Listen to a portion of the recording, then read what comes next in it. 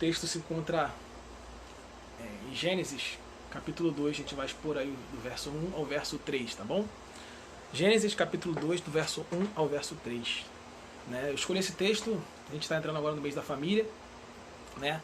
E eu comecei a expor o capítulo 2 de Gênesis lá no Café com Fé, a primeira oportunidade que eu tive de falar no Café com Fé, né?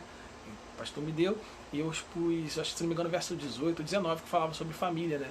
Só que eu não gosto de pular tantos versículos assim, eu gosto de expor versículo por versículo, porque eu acredito que a Bíblia toda tem lições valiosas para passar para nossas vidas, né? Então, eu retomei o versículo 1, a gente vai caminhando e vai voltar lá onde que a gente parou, no versículo 18, e vai continuar falando sobre família nos versos 20, 21 e assim por diante, né? Que ali nessa parte ali fala bastante ali sobre a família, né? Tendo visto que ali se originou, né, a família, a gente está falando do livro das origens, né? E no livro de Gênesis a gente conta também a origem da família, a gente pode encontrar, né, nesse livro, né, o plano original de Deus para a família.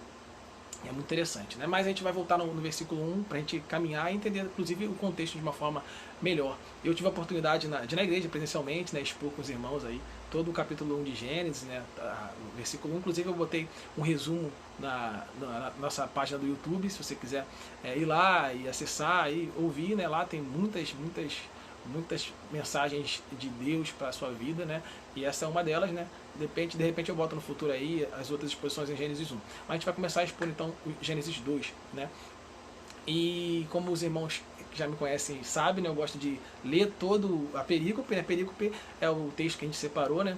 Para poder estar expondo, né? E depois eu volto em texto por texto, né? Lendo, explicando e aplicando ele à nossa. Então vamos lá, vamos ler. Se quiserem abrir a Bíblia, pode deixar a Bíblia aberta, que a gente vai trabalhar aí o tempo todo aí. Claro, como você sabe, né? De vez em quando eu pego um versículo ou outro de um outro texto para aí fundamentar melhor o que eu estou falando, né? Mas a gente vai passar a maior parte do tempo em Gênesis 2, do verso 1 ao verso 3, tá bom? Então vamos lá para a exposição do texto. Versículo 1 vai dizer: assim os céus, a terra e todo o seu exército foram acabados. Versículo 2: e havendo Deus acabado no dia sétimo a obra que fizera, descansou no sétimo dia de toda a sua obra que tinha feito. Versículo 3: e abençoou Deus o dia sétimo e o santificou, porque nele descansou de toda a sua obra que Deus criara e fizera. Vamos estar orando mais uma vez? Santo Deus, eterno Pai, graças te damos, Pai, porque o Senhor está conosco, se faz presente aqui, Pai, nos dando a sua graça sobre as nossas vidas, derramando ela sobre nossas vidas e nos dando assim a capacidade, Pai, para estarmos, Pai, mesmo em meio à quarentena, mesmo em meio aí ao isolamento, nós podemos estar aqui cultuando ao seu nome através dessa tecnologia que o Senhor permitiu que nós tivéssemos, Pai. E assim a sua igreja, Pai, se mostra mais uma vez forte, Pai. É uma igreja que não para, uma igreja imparável, Pai. E é assim a gente quer hoje, Pai, de forma humilhada, Pai, perante Ti, Pai, pedir para que o Seu Espírito Santo, Pai, ilumine, Pai, as Escrituras, para que a gente possa entender, Pai, como que nós devemos viver para cultuar ao Seu nome através de nossas atitudes, através de nossa vida, da forma que lhe agrade, Pai. É isso que nós te pedimos e já te agradecemos. Em nome de Jesus, amém e amém. Então vamos estar, começando a exposição das Escrituras Sagradas. Gênesis capítulo 2, verso 1 ao verso 3. E a gente vai começar no verso 1, que diz: assim os céus, a terra e todo o seu exército foram acabados. Aqui ele deixa claro, né, que nesse momento, né, a criação, ela se encerra, né? Ela fecha a criação, ela finaliza a criação. Mas é importante a gente entender, né, que a criação, ela finaliza, Deus finaliza a criação, mas ele não deixa de sustentar todas as coisas, né? Por exemplo, tem uma coisa interessante que eu acho que vale a pena a gente trazer aqui para a nossa conversa, né? A gente não é capaz de definir a Deus, né? Existe um livro, né, chamado Esboço à Teologia Sistemática, né, de um teólogo muito conhecido pelos batistas, né, chamado Langston, né? E nesse livro, da Joerp, né? E nesse livro ele fala, né, ao infinito não cabe definir o infinito, né? Ao finito não cabe definir o infinito. Nós, como seres finitos, não temos condições, né, de definir quem é Deus, sendo Deus infinito, ilimitado. Mas, apesar de não termos essa condição, essa capacidade de definir ao Deus infinito, nós podemos sim, a partir da revelação de Deus, né, conseguir professar algumas verdades, conhecer algumas verdades sobre quem Deus é e professar algumas verdades sobre quem Deus é, né? Então o próprio Langston, ele vai dizer, né, que a partir dessa revelação nós podemos entender que Deus ele é espírito pessoal, perfeitamente bom, que em santo amor cria, sustenta e dirige tudo.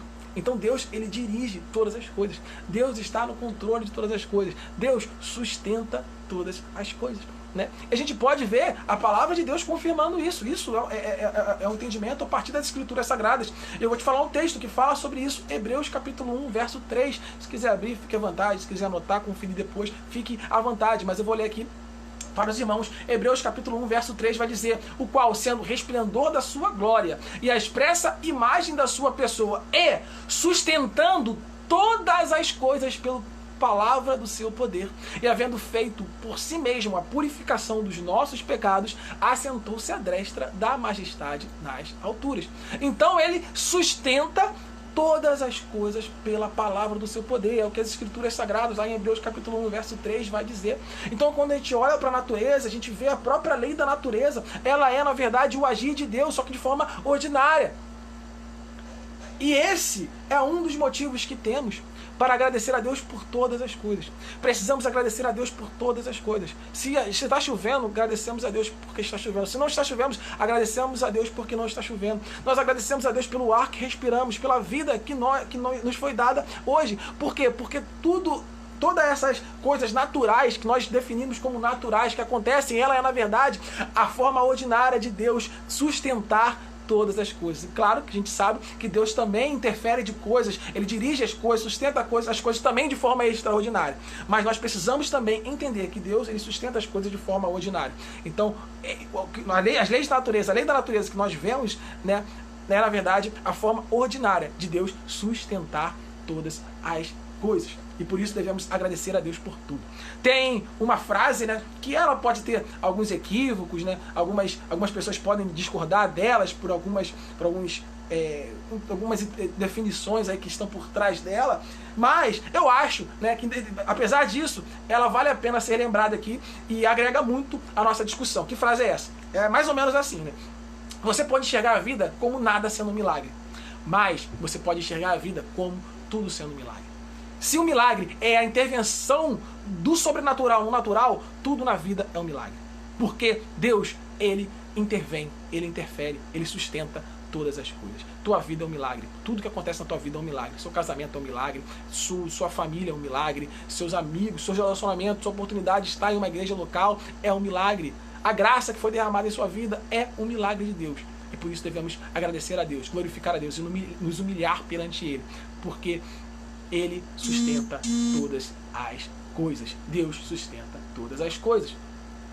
Agora, voltando a falar sobre a questão da criação ser finalizada, que a gente começou a falar, não só nesse texto, mas em outros textos, né, a gente vai perceber, né, que essa criação de fato foi finalizada, né? No versículo posterior ele vai continuar falando sobre isso, vai dar algumas outras evidências de que a criação ela foi fechada, né? Por exemplo, ela vai começar falando sobre o descanso, que Deus descansou, e a palavra aqui no original significa cessou.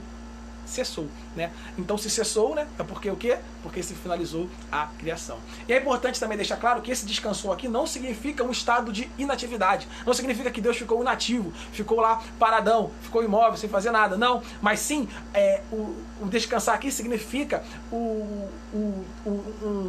ele está querendo dizer que o dever foi cumprido, que o objetivo foi cumprido. O objetivo que Deus estabeleceu, ele foi cumprido. Então não significa inatividade, mas sim dever cumprido. E isso, mais uma vez, pode ser confirmado pelas Escrituras Sagradas. Por exemplo, em João 5:17, pode anotar aí, João 5:17 vai dizer: disse-lhes Jesus, meu Pai continua trabalhando até hoje, e eu também estou trabalhando.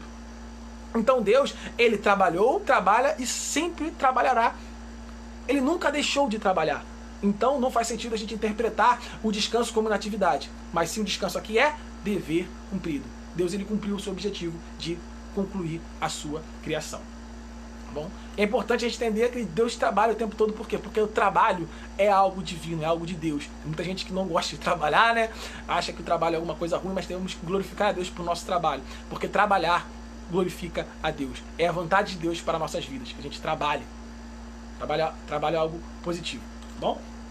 E outras evidências ainda, né, que a gente pode ver, né, falando sobre essa questão do fim, né, da criação, né, ele vai dizer, né, quando ele relata agora o sétimo dia da criação, ele vai deixar, na verdade, de dizer algumas expressões que foram ditas nos outros dias. Por exemplo, no sétimo dia, ele deixa de falar e disse Deus, né?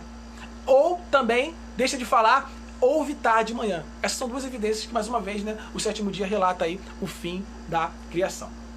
Né? Só que quando ele deixa de falar houve e tarde amanhã, ela também aponta para uma outra verdade teológica que vai ser muito importante, e a gente vai ver quais são as implicações dela em nossas vidas, quais coisas práticas isso resulta para nossas vidas, tá? Houve tarde amanhã, quando ele deixa de dizer isso, o que ele está querendo dizer com isso? Quando ele deixa de afirmar que houve tarde amanhã, o que ele está querendo dizer com isso? Ele está querendo dizer que o sétimo dia, ele continua. Ele não se fechou. Na verdade, estamos vivendo o sétimo dia. Estamos vivendo o dia de descanso de Deus. E o que isso significa? A gente vai ver agora no versículo 2. Vamos ler o versículo 2. Vai dizer assim, ó. E havendo Deus acabado no sétimo dia a obra que fizera, descansou no sétimo dia de toda a sua obra que tinha feito. Então, vivemos no sétimo dia, que é o dia de descanso de Deus, né? Mas a pergunta que a gente faz é quando, imagina, uma pessoa chega para você e fala assim, nós estamos vivendo no sétimo dia, no dia de descanso de Deus. A primeira pergunta que você faria é qual?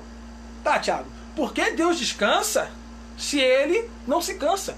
Se o nosso Deus é infinito, se o nosso Deus é ilimitado, Ele é incapaz de se cansar. Se Ele não se cansa, logo, como Ele poderia descansar? Essa é a primeira pergunta que a gente faz. Mas isso tem um significado, isso tem alguma coisa a nos ensinar, isso tem um motivo. Quando Ele fala ali que é o dia de descanso de Deus, primeira camada, a primeira interpretação que a gente pode ter, a gente vai trabalhar duas interpretações que eu acho que são bastante interessantes, né? A primeira interpretação é que Deus, Ele está nos dando uma lição. Deus, Ele é o exemplo maior, né? E Ele está nos ensinando que nós precisamos descansar. Deus, Ele conhece as nossas limitações físicas. Deus, Ele sabe da necessidade que nós temos de descansarmos, né? Para que a gente possa fazer bem as coisas que nos propomos a fazer. E isso inclui, claro, cultuar a Deus. Se você quer cultuar a Deus, se você quer ser bem-sucedido no que você se propõe a fazer, você necessariamente precisa estar descansado. Você precisa ter um tempo de descanso. Eu vou dar um exemplo prático. Na minha vida, tinha uma época da minha vida que eu trabalhava na Cidade Nova, né, ali na prefeitura, ali no Rio de Janeiro, perto da prefeitura ali da cidade do Rio de Janeiro, né?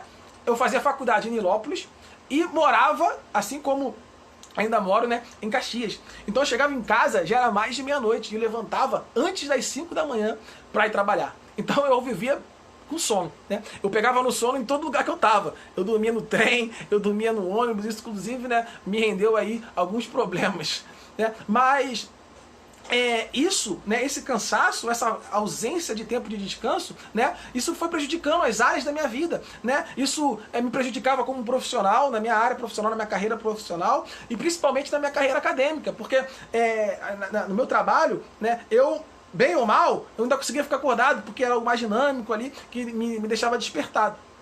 Mais acordado, né? Mas na faculdade, por exemplo, era terrível, né? Eu dormia na grande maioria das aulas, eu tinha dificuldade de acompanhar as aulas porque eu estava sempre com sono. E é isso que acontece quando a gente não tem um tempo para descansar. Isso acaba comprometendo, né, as áreas da nossa vida, né?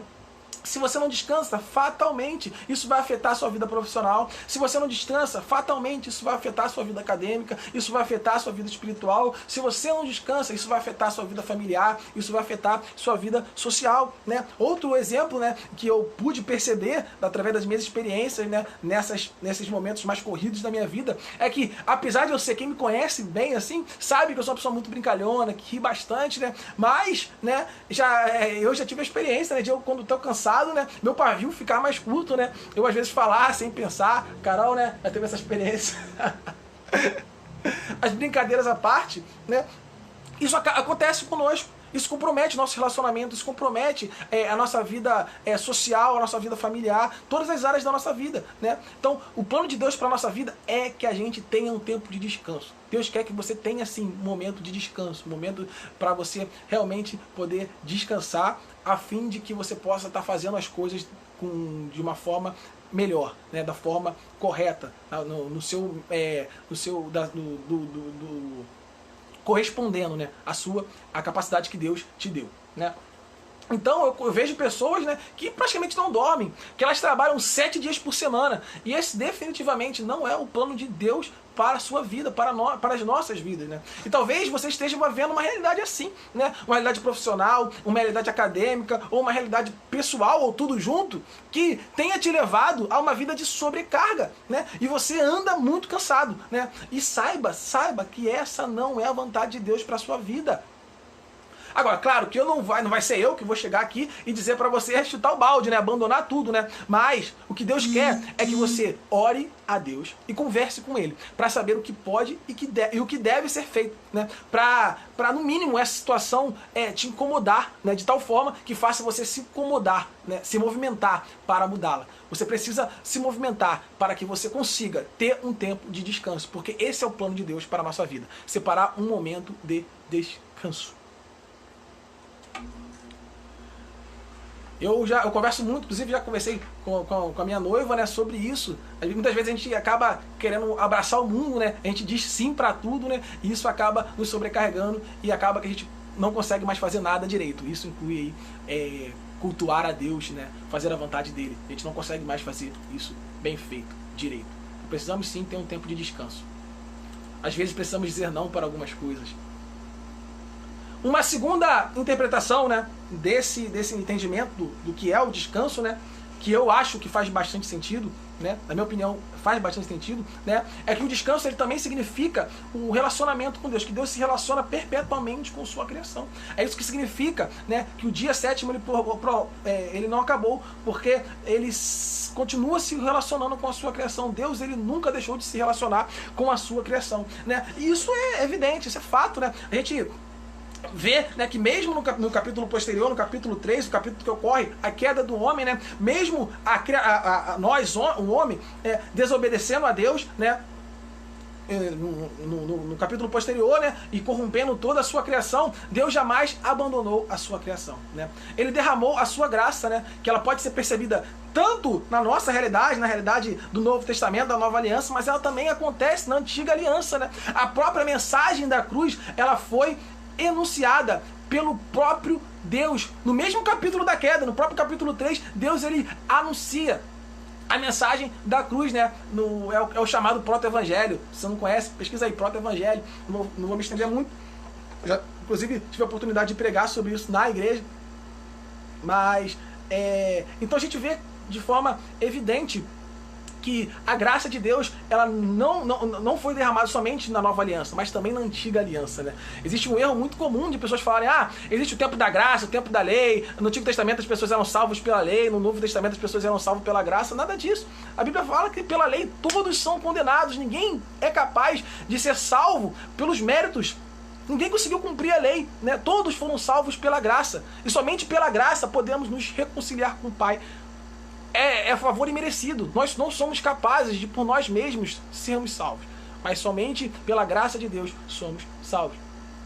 Então, isso prova que Deus ele se relaciona com a sua criação sempre. Nunca deixou de se relacionar, mesmo quando nós nos voltamos contra Ele, mesmo quando nós nos rebelamos contra Ele no capítulo 3, no momento da queda, né? Ele não deixou de se relacionar conosco. Ele continuou derramando sua graça. Ele enunciou a mensagem da cruz. Então, no meu entendimento, na minha interpretação, né, o descanso ele também pode ser entendido como o relacionamento com Deus. Pode significar relacionamento, né? E se você entende que o descanso ele pode significar relacionamento, né, Deus então está dizendo que você precisa de um tempo de qualidade, de um dia de qualidade para realizar a manutenção do relacionamento, né? Tanto o relacionamento com Ele, estreitar esse relacionamento, quanto, né, olhando num aspecto mais amplo, o relacionamento como um todo, né? Porque se relacionar com Deus, a vontade de Deus, né, é também se relacionar com a sua criação, né? Quando a gente fala que devemos fazer a vontade de Deus, né, isso também significa que devemos, por exemplo, nos relacionar com o corpo de Cristo visível através da sua igreja local, né, se alimentando espiritualmente, se relacionar com a sua família, né, e claro, principalmente com Deus. Então está falando de um relacionamento horizontal, né, de criação com criação, né, que glorifica a Deus, mas também, claro, um relacionamento vertical cada vez mais estreito, cada vez mais robusto. Então é isso que ele está dizendo quando fala de descanso, né? Precisamos, né, ter um tempo de descanso, ele foi o nosso exemplo maior, mas também precisamos nos relacionar com a sua criação de tal forma que glorifique a ele, mas também nos relacionarmos com ele, buscar mais relacionamento com ele, buscar mais conhecimento acerca dele, buscar mais fazer a vontade dele. E vamos fechar com o verso 3, que é talvez o mais polêmico, né, de todos, né? Mas como vocês sabem, que vocês me conhecem, eu não fujo de polêmica, né? Eu vou tentar ser o mais, enfim, ser o menos polêmico possível, né? Mas sem deixar aí de trazer as lições importantes da Escritura para a nossa vida. Ele vai dizer assim, ó: e abençoou Deus o sétimo dia, ou dia sétimo, né? E o santificou, porque nele descansou de toda a sua obra que Deus criara e fizera. E a pergunta, quando a gente lê esse texto, né, e aí, Tiago, devemos separar um dia para Deus? Sim ou não? Né? Algumas pessoas, né, eu já vi muitas pessoas dizendo assim, não precisamos separar um dia para Deus, né? E eu perguntei, por quê, né? Você pergunta, por quê? E o motivo geralmente que essas pessoas dão é que todos os dias já são de Deus, então você não precisa necessariamente separar um dia para fazer exclusivamente, né, buscar exclusivamente um relacionamento com Ele, né?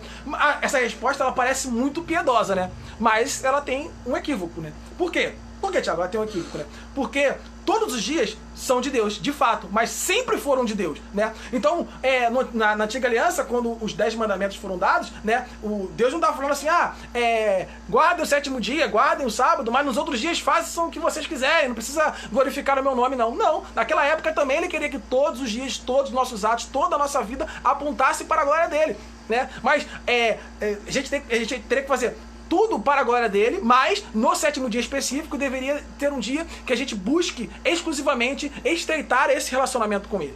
Então, não faz sentido, né, quando a gente olha para a interpretação bíblica, né, falar que a gente não deve separar um dia para adorar a Deus, para dedicar a Ele, né, porque todos os dias são de Deus, né? Todos os dias são de Deus, mas ainda assim devemos separar um dia, separar momentos de qualidade para estarmos buscando um relacionamento estreito com Ele, buscar conhecimento acerca dele, buscar estar realmente nos aproximando dele cada vez mais. Então, a gente tem que tomar muito cuidado, porque muitas vezes, né, pessoas acabam se utilizando desse tipo de interpretação para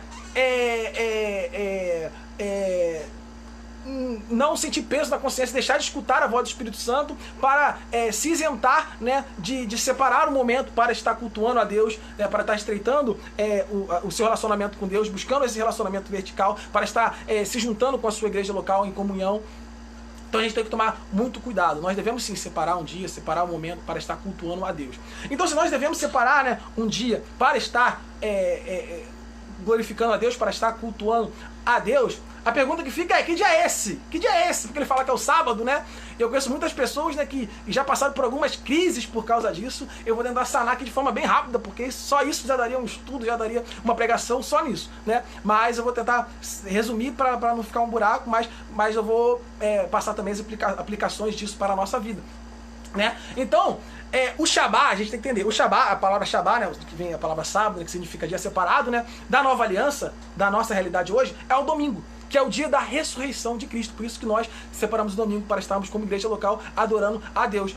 E Tiago, onde você vê isso na Bíblia? Tem isso na Bíblia? Claro que tem, né? Se você quiser anotar, ó, Atos, capítulo 20, verso 7. A gente vê isso, que a igreja primitiva ela se reunia aos domingos, no primeiro dia, que era o dia da ressurreição de Cristo, né? E vai dizer assim, ó: e no primeiro dia da semana, ajuntando-se os discípulos para partir o pão. Paulo, que havia de partir no dia seguinte, falava com eles e prolongou a prática até a meia-noite. Então ele está falando aqui que os discípulos se reuniam no primeiro dia da semana para partir o pão. Eles se juntavam os discípulos para partir o pão no primeiro dia da semana, no domingo, no dia da ressurreição de Cristo. Então, esse é o Shabá, o dia separado, né, pela nossa igreja, pela igreja local, para estarmos nos reunindo, separando esse dia para cultuar a Deus. Por quê? Porque esse foi o dia da ressurreição de Cristo. A gente vai ver algumas vezes, né, inclusive as escrituras se referindo a esse dia como o dia do Senhor, exatamente porque foi o dia da ressurreição de Cristo, né? E existem duas explicações bem fortes, né, para ter ocorrido essa mudança de dia. Mais uma vez, eu vou ser bem rápido aqui, tá? Mas se você tiver alguma dúvida, depois eu posso ajudar vocês, ou o próprio pastor pode ajudar vocês. Existem dois tipos de explicações, tá? Que são majoritárias aí no meio ortodoxo para explicar essa situação, né? A primeira é mais forte, né? Mais conhecida, né? Mais defendida, mas eu gosto mais da segunda particularmente. E diz assim, a primeira explicação para esse dia ter sido mudado, né? É que o sábado, a primeira explicação é que o sábado ele era na verdade profético, né? Então ele apontava para Cristo. Então quando Cristo veio, ele cumpriu a lei, ele morreu em nosso favor, ele ressuscitou, então o dia, a partir daí, o dia da ressurreição passou a ser o dia guardado pela igreja. E a segunda explicação, que é particularmente que eu mais gosto, é que a palavra Shabá, né, separado, né, o sábado, né, ele tem dois sentidos, né, o estrito sensu e o lato sensu, ou seja, um sentido original, um sentido comum e um sentido que foi institucionalizado, né. Aí tu fala assim, Thiago, isso parece muito conveniente. Não parece muito conveniente, porque as escrituras sagradas já trabalham com isso em outros momentos. Por exemplo, ela também tem dois sentidos na Bíblia. Tem algumas vezes que ela aparece com o sentido de o discípulo escolhido por Deus, né, por Jesus Cristo, pelo próprio Cristo, mas também em outros momentos ela aparece com o sentido de enviado pela igreja, como se fosse um missionário. Então a gente tem que tomar muito cuidado, porque tem trechos na Bíblia que fala que apóstolo, que o Barnabé era apóstolo. Não significa que Barnabé era apóstolo. Aqui ela está sendo utilizada como o sentido de missionário, um enviado pela igreja. Então Barnabé foi enviado pela igreja, então ele é o apóstolo da igreja, entendeu? Então às vezes aparece como apóstolo, como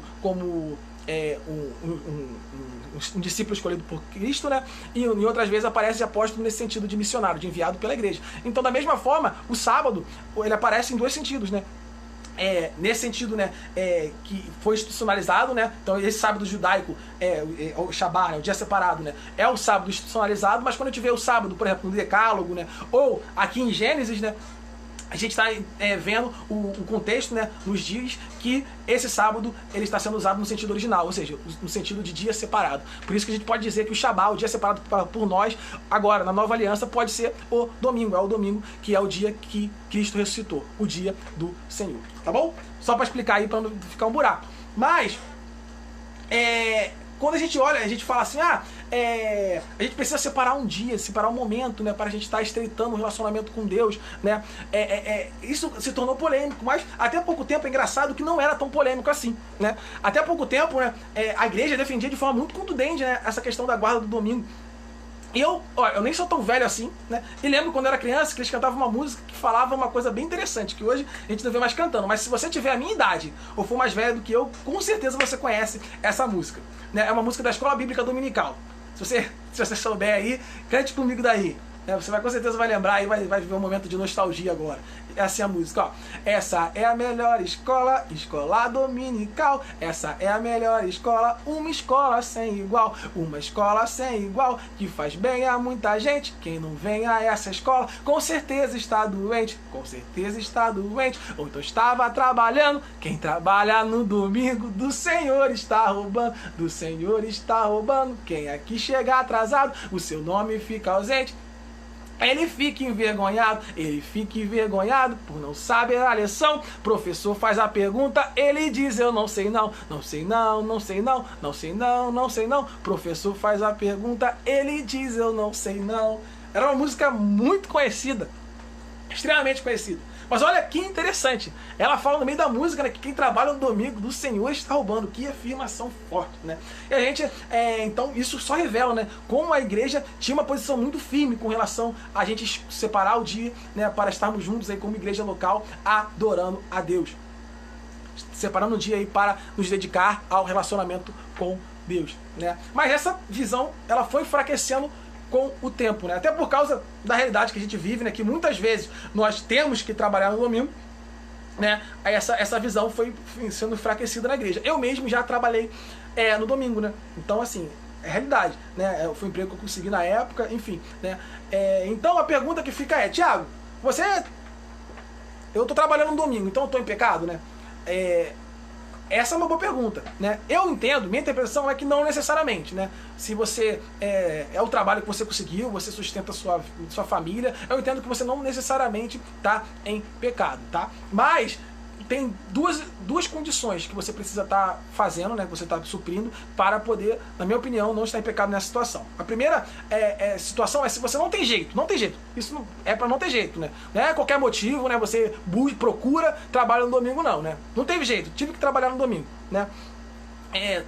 Para sustentar minha família, é o trabalho que eu consigo, eu sou o único que leva alimento ao lar, beleza, né? Se não tem jeito, você não pode separar, né, o domingo para estar junto com a sua igreja local cultuando a Deus, você precisa escolher um outro dia, tá? Outro dia para você se dedicar ao relacionamento com Deus. Importante que você tem necessariamente separar um dia para estar adorando a Deus, né? Estar louvando a Deus, né? E se possível, né, com a sua família, né, ou não posso no domingo, chama algum líder da sua igreja, chama um irmão da sua igreja para estar junto contigo, né, cultuando a Deus aí de forma coletiva, tá? Essa é a minha visão, né? Essa é a minha interpretação, né? E a segunda condição que você tem que subir, né, é que da mesma forma, né, que quando você está vivendo uma vida de sobrecarregamento, né, você está vivendo uma vida sem descanso, né, e isso tem que te inconformar de tal forma que você deve se mover, né, para você tentar mudar a situação. Da mesma forma, se você tem um trabalho que te impede de cultuar a Deus com sua igreja local, né, isso deve te mover para tentar mudar a situação, né, nem que seja, né, de repente encontrando um trabalho em umas condições melhores, né, tá buscando aí encontrar um trabalho em umas condições melhores, ou mesmo negociando aí com o seu superior para estar podendo aí ter, né, os seus momentos de culto coletivo com a sua igreja local. Enfim, isso deve te motivar, né? Isso deve te incomodar, né? Você não está podendo estar congregando junto com a sua igreja local, isso deve te incomodar e isso deve te mover a buscar a mudar isso, tá? Então essa é a minha visão. Mas eu sei que essa parte é um pouco mais polêmica, né? Eu não posso fugir porque a Bíblia ela tem isso, né? Mas não é unânime a interpretação. Essa é a minha interpretação a partir do pouco estudo aí que eu tenho das Escrituras Sagradas. O que eu busco aí, essa interpretação que eu cheguei. Mas enfim, qual é a conclusão disso tudo, né? O que esses 3 versículos eles estão querendo nos falar? Que a gente precisa necessariamente buscar relacionamento com Deus, buscar descansar nele, buscar estreitar os laços, né, com ele. Isso significa estreitar laços com a nossa igreja, isso significa estreitar laços com a sua família, isso significa estreitar laços no seu casamento, enfim, isso significa separar um tempo de qualidade para estar dedicando ao relacionamento. Porque relacionamento é plano de Deus. A sua família é plano de Deus. Muitas vezes vivendo uma vida onde você faz tudo, você trabalha demais, você estuda demais, e você não tem tempo para separar, para estar dando atenção para sua filha, para o seu pai, para a sua esposa, para a sua família, né, para os seus amigos, para a sua igreja local. E essa não é a vontade de Deus. Definitivamente essa não é a vontade de Deus. Por isso que ele fala que precisamos separar um tempo de descanso. E descanso não é só descansar propriamente dito, mas também nos relacionar horizontalmente com a sua criação, né, com a sua igreja, com as pessoas que estão à sua volta, com a sua família, mas principalmente nos relacionarmos com Deus, né? E se relacionar com Deus, né, nos traz paz, nos traz descanso, nos traz conforto. Em meio a esse caos, nos relacionar com Deus traz calmaria, porque nós lembramos que a verdadeira vida se encontra nele e não nessa realidade que nós estamos. Vou terminar essa mensagem com um texto de Tiago 4:8. Tiago capítulo 4, verso 8. Depois eu vou cantar um canto que a gente termina o nosso culto coletivo dessa noite. Espero que você tenha sido abençoado por Deus. E diz assim a palavra de Deus: chegai-vos a Deus, e ele se chegará a vós. Alimpai as mãos, pecadores, e vós de duplo ânimo purificai os corações. Chegai-vos a Deus, e ele se chegará a vós. Busque o relacionamento com Deus, porque ele não te desampara.